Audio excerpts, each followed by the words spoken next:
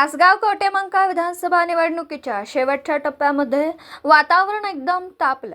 काल दिनांक 16 नोव्हेंबर रोजी सावर्डे येथे राष्ट्रवादी काँग्रेस पार्टी व महायुतीचे उमेदवार श्री संजय काका पाटील यांची जाहीर सभा झाली।